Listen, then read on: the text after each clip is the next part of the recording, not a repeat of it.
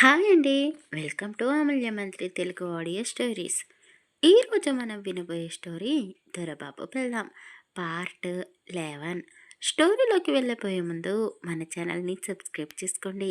అలాగే కథ నచ్చితే లైక్ చేసి కామెంట్ చేయండి. ఇక కథలోకి వెళ్ళిపోదామా? జై మనసులోనే కృష్ణవేణి గురించి ఆలోచించడం మొదలుపెట్టాడు. ఈ అమ్మాయి లలితత్త మహేంద్ర మామయ్య కూతురా? అంటే వరుసకి నాకు మరదలు అవుతుంది. చిన్నప్పుడు కలిసి ఎన్నో ఆటలు ఆడుకున్నాము ఇద్దరము. ఇప్పుడు ఆ విషయాలన్నీ తనకు గుర్తుకు ఉన్నాయో లేదో, నాకే సరిగ్గా నా బాల్యం గుర్తుకు లేదు. ఇక తనకెలా గుర్తు పెట్టుకుంటుంది? అయినా వాళ్ళ నాన్న నా గురించి నా కుటుంబం గురించి చెప్పే ఉంటాడు. అసలు ఏమేమంటే ఆయనకు గిట్టదు. ఇక మా గురించి మంచిగా ఎలా చెప్తాడు తన దగ్గర? ఇప్పుడు నేనెవరో తెలిసిపోయింది కాబట్టి నా పైన కృష్ణవేణి కూడా కోపంగానే ఉంటుందేమో. కానీ ఏదేమైనా కృష్ణవేణిలో మా అమ్మ పోలికలు కనపడుతున్నాయి. అందుకేనేమో నా మనసు పదే పదే తన వైపుకి లాగుతూ ఉంది. అన్ని వరుసలు బాగుంటే ఈ పాటికి నేను నా మరదలితో చెట్టాపట్టలు వేసుకొని తిరిగేవాడినేమో అని అతను మనసులోనే అనుకొని ఇక కృష్ణవేణి వైపు చూడడం, మనసులో ఆశలు పెట్టుకోవడం అనవసరమని అనేసుకున్నాడు. కానీ కృష్ణవేణి జై వైపు చూస్తూ, ఇతను నాకు భావనా? అసలు నాకు చిన్నప్పటి విషయాలేవి గుర్తుకు లేవు. అందుకే వీళ్ళు చెబుతున్నా నాకు ఏది గుర్తుకు రావడం లేదు. కానీ మా నాన్నకి ఒక చెల్లెలు ఉంది అని మాత్రం తెలుసు. ఆవిడ ఎక్కడ ఉంటుంది, ఆవిడకు ఎంతమంది పిల్లలు అనే విషయం నాకు తెలీదు. వామ్మో! నేనసలు కలలో కూడా ఊహించుకోనే లేదు. నాకు వరసైన ఒక బావ ఉంటాడు అని. అతను మరీ ఇంత అందగడు అని అస్సలు అనుకోలేదు. చిన్నప్పుడు నానమ్మ చెప్పే కథలు విన్నాను. ఒక రాజకుమారుడు వస్తాడు, నిన్ను మా నుండి దూరంగా తీసుకొని వెళ్తాడు అని ఆమె చెప్పేది. కానీ ఆ రాజకుమారుడు నా మేనత్త కొడుకే అని ఈ ముసలావిడ ఎప్పుడూ నాతో చెప్పే లేదు. ఒకవేళ చెప్పి ఉంటే ఇన్ని సంవత్సరాలు నేను వేస్ట్ చేసుకునేదాన్నే కాదు. నా ఫ్రెండ్స్ అందరికీ బాయ్ ఫ్రెండ్స్ ఉన్నారు. నాకే ఒక్కరు కూడా నచ్చలేదు. మొదటి చూపులోనే ఈ దొరబాబుని నా మనసులో నింపేసుకున్నాను.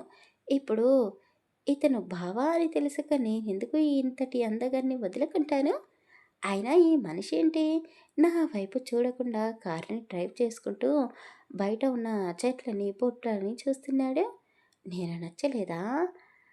ఆయన మా 2 కుటుంబాల మధ్య ఏదో గొడవ జరిగింది అని వీళ్ళ మాటలను బట్టి అర్థం చేసుకున్నాను. ఆ గొడవకి కారణం ఏమిటి? చిన్నప్పటి నుండి సినిమాలో చూపిస్తున్నట్టు మా కుటుంబంపై ఈయన కోపాన్ని పెంచేసుకున్నాడా? పగతో రగిలిపోతున్నాడా? అందుకేనా నా వైపు చూడకుండా ఉన్నాడు? అయినా సినిమాలో జరిగినట్టు నిజ జీవితంలో జరగలేదు కదా! చిన్న గొడవ జరిగినట్టుంది. మధ్యలో ఉన్నవాళ్ళు ఇంకాస్త నిప్పు రాజేసినట్టున్నారు. ఇక పూర్తిగా మా 2 కుటుంబాలు విడిపోయినట్టున్నాయి. ఏదేమైనా నేను మాత్రం ఈ అందగడిని వదులుకోలేను. ఇంతకీ ఈయన గారికి పెళ్ళయిందా? అయ్య బాబోయ్! ఒకవేళ పెళ్ళైతే అప్పుడు నా మనసు పరిస్థితి ఏంటి? అని కృష్ణవేణి మనసులోనే అనుకుంటూ జైని రెప్పవేయకుండా చూస్తూ ఉంది. అయ్యా దొరబాబు, ఊరు వచ్చేసింది. మమ్మల్ని ఇక్కడే దించేసేయ్ అని వెనకాల కూర్చున్న ఆడవాళ్ళు అనడంతో జై కారాపేశాడు. వాళ్ళందరూ దిగేశారు. ఇదిగో అమ్మాయి, నువ్వు మీ బావతో కలిసి మీ ఇంటికి వెళ్ళేసేయ్ అని వాళ్ళు చెప్పి అక్కడి నుండి వెళ్ళిపోయారు. కృష్ణవేణి చూస్తూ ఉంది. అతను ఆమె వైపుకు చూడకుండా అటు ఇటు చూస్తూ, నాకు చాలా పనులు ఉన్నాయి. పొలం దగ్గరికి వెళ్ళాలి. చీకటి పడుతుంది. లేట్ అవుతుంది. నాకు ఇంటికి లేటుగా వెళితే మా నాన్నమ్మ ఊరుకోదు. నువ్వు ఏమీ అనుకోకు. ఇక్కడే దిగేసి మీ ఇంటికి వెళ్ళిపో. ఇక్కడి నుండి మీ ఇల్లు దగ్గరే అని అతను చెప్పడంతో కృష్ణవేణికి కాస్త కోపం వచ్చింది. ఎందుకు ఈయనకి అంత పొగరు? ఒక అందమైన అమ్మాయిని నేను ఇలా రోడ్డు మధ్యలోనే దిగమని చెప్తే ఎలా? ఓహో! అర్థమైంది. ఈయన గారికి పెళ్ళైనట్టుంది. అతని పక్క సీట్లో కూర్చున్న నన్ను చూస్తే వీళ్ళ ఆవిడ ఈయన గారిపై విరుచుకుపడుతుందేమో. అందుకే నన్ను ఇక్కడే దిగమని చెప్తున్నాడు. ఈ రోజుల్లో కూడా ఎవరైనా నానమ్మని చూస్తే భయపడతారా? అన్నీ కాకమ్మ కబుర్లు చెప్తున్నాడు. పెళ్ళాన్ని చూస్తే భయపడతాడు అని నలుగురికి తెలియకుండా కవరింగ్ చేసుకుంటున్నాడు. హ్మ్. నేనే అనవసరంగా ఆశలు రేపుకున్నాను. పెళ్ళైన వాడిపైన ఆశలు పెంచేసుకున్నాను. ఈ టైంలో ఎవరైనా పొలం దగ్గరికి వెళ్తారా? అబద్ధం చెప్తే అతికినట్లు, నమ్మినట్టు ఉండాలి. ఎంతైనా ఇలా పైకి కోపంగా కనపడే మగవాళ్ళు బయట మాత్రమే వాళ్ళ ప్రతాపం చూపిస్తారేమో. ఇంటికి వెళ్ళగానే పెళ్ళాం చాటు భర్తలా బ్రతికేస్తారు. హ్మ్. అందరిలాంటి మగవాడేనా ఈ జై కూడా అని మనసులోనే అతని గురించి ఏదేదో ఊహించుకొని లగేజీని చేతిలో పట్టుకొని ఆ కార్ విండోని గట్టిగా శబ్దం వచ్చేలా విసిరేసింది. వెనక్కి తిరిగి చూసి అతనికి కనీసం థ్యాంక్స్ కూడా చెప్పలేదు. అలా నడుచుకుంటూ ఇంటి దారి పట్టేసింది కృష్ణవేణి. కారులో కూర్చున్న జై కృష్ణవేణినే చూస్తూ ఉన్నాడు. ఆమె వెనకాల ఆమె వెనకాల బాడీ పార్ట్ భలే సెక్సీగా ఉంది అని మనసులోనే అనేసుకున్నాడు. ఆమె నడుస్తూ ఉంటే జడ అటూ ఇటూ ఊగుతూ పిరుదులని తాకుతూ ఉంది. అది అతనికి బాగా నచ్చేసింది. అప్పుడే తేరుకొని తలపై ఒక్క దెబ్బ వేసుకొని, అయ్యో మరి ఇంత పచ్చిగా ఆ అమ్మాయి గురించి ఆలోచిస్తున్నావేంట్రా? నీకు బుర్ర మనసు బాగా పాడైపోయినట్టున్నాయి. ఆ మహేంద్ర మామయ్య ఎప్పటికీ మాతో కలిసిపోడు. ఇప్పుడు తన కూతురిని కూడా మాతో కలవనివ్వడు. ఇక ఈ కృష్ణవేణి అనే ఆ అమ్మాయి గురించి ఆలోచించడం వేస్ట్. ఇప్పుడే ఇక్కడే ఆ అమ్మాయిని చూశాను అన్న విషయం కూడా మర్చిపోవాలి అని అనుకున్నాడు.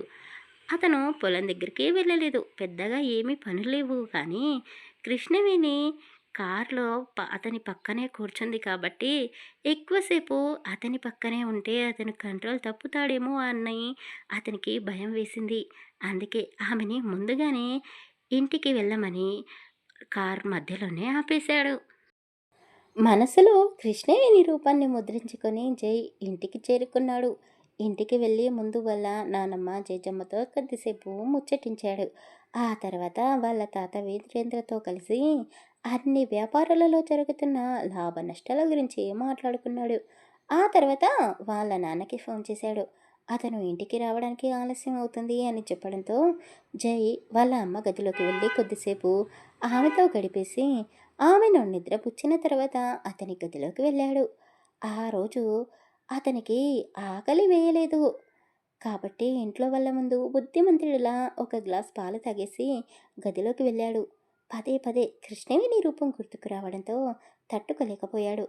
వెంటనే మళ్ళీ ఆమెను చూడాలని అతనికి అనిపించింది.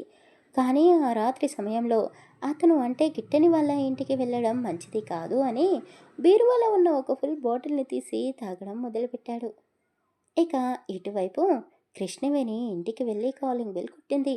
డోర్ తెరిచిన లలితమ్మ కూతురిని చూసి ఆశ్చర్యపోయింది. నువ్వేంటే ఇంత చీకట్లో ఇలా ప్రత్యక్షమయ్యావు? ఒక్క మాట కూడా మాతో చెప్పకుండా వచ్చేసావేంటే అని గుమ్మంలోనే ప్రశ్నలు వేసింది.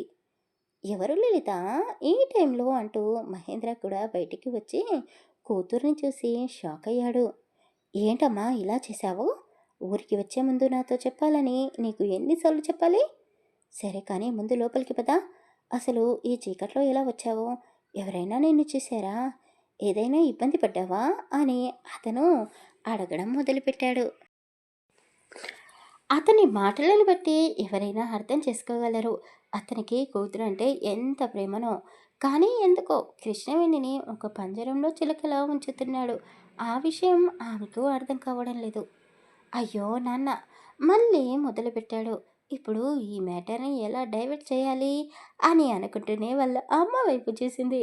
వాళ్ళ అమ్మ కూడా వాళ్ళ నాన్నలాగే ప్రశ్నించడంతో ఇక వాళ్ళ తాతయ్య రమణయ్య బాలమని ఆమె కళ్ళకు కనిపించారు. తాతయ్య నానమ్మ అంటూ వాళ్ళని చుట్టేసింది. నానమ్మ అసలు ఏం జరిగిందో తెలుసా? నా ఫ్రెండ్ వల్ల నానమ్మ సడన్గా నిద్రలోనే చనిపోయింది.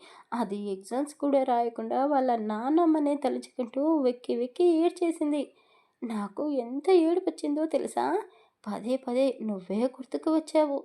అందుకే నీతో గడపదామని 1000 కళ్ళతో ఎదురు చూస్తూ ఎగ్జామ్స్ అయిపోగానే రెక్కలు కట్టుకుని ఇక్కడికి వచ్చేసాను. నువ్వు కూడా సడన్‌గా నన్ను విడిచి వెళ్ళిపోతే నేను తాతయ్య ఏమైపోతామే అని కాస్త గారాలు పోతూనే అడిగింది. బాలమని మనసు కరిగిపోయింది దాంతో. నీకు పుట్టే పిల్లలను చూడకుండా నేనెలా చచ్చిపోతానే? నువ్వు బాధపడకు. అయినా ఎప్పుడు లేనిది నేను నీకు అంతలా గుర్తుకు వచ్చానా? ఎందుకు నాకు నమ్మాలనిపించడం లేదే అని ఆవిడ ఒక చురుకు వేయడంతో కృష్ణవేణి మనసులోనే నానమ్మని తిట్టేసుకుంది. తాతయ్య మీరు కూడా నాకు గుర్తుకు వచ్చారు అంటూ ఈసారి అతన్ని కాకా పట్టడం మొదలుపెట్టింది. హాహా ఇక చాలు నీ నాటకాలు. ఎలాగో వచ్చావు కదా, ముందు వెళ్ళి ఫ్రెష్ అవ్వు, భోజనం చేసి హాయిగా కొద్దిసేపు పడుకుందువు అని వాళ్ళ అమ్మ నాన్న అనడంతో కృష్ణవేణి అమ్మయ్య ఇక క్వశ్చన్స్ వేయరు అని ఊపిరి పీల్చుకొని ఆమె గదిలోకి వెళ్ళి ఫ్రెష్ అయ్యి బయటికి వచ్చింది.